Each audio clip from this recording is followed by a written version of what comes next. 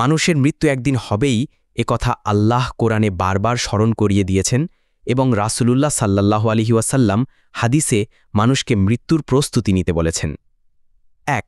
প্রত্যেক প্রাণী মৃত্যুস্বাদ গ্রহণ করবে। সূরা আলী ইমরান ৩:১৮৫। ২. আমি তোমাদেরকে মৃত্যু দিই এবং জীবন দিই, আর আমার কাছেই তোমাদের ফিরে আসতে হবে। সূরা আল মুমনুন ২৩:৮০। ৩. যেখানেই তোমরা থাকো না কেন, মৃত্যু তোমাদেরকে পাকড়াও করবে, যদিও তোমরা সুদৃঢ় দুর্গের ভেতরেও থাকো।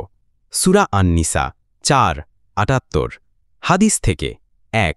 রাসূলুল্লাহ সাল্লাল্লাহু আলাইহি ওয়াসাল্লাম বলেছেন, বারবার মৃত্যুকে স্মরণ করো, যা সমস্ত আনন্দকে ধ্বংস করে। তিরমিজি হাদিস নাম্বার ২৩০৭। ২. তিনি সাল্লাল্লাহু আলাইহি ওয়াসাল্লাম আরও বলেছেন, বুদ্ধিমান সেই ব্যক্তি যে নিজেকে নিয়ন্ত্রণ করে এবং মৃত্যুর পরের জীবনের জন্য প্রস্তুতি নেয়। ইবনে মাজা হাদিস নাম্বার ৪২৬০। ৩.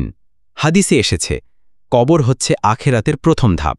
যদি তা ভালো হয় তাহলে পরবর্তী ধাপগুলো ভালো হবে, আর যদি তা খারাপ হয় তাহলে পরবর্তী ধাপগুলোও খারাপ হবে। তিরমিজি হাদিস নাম্বার ২৪৬০।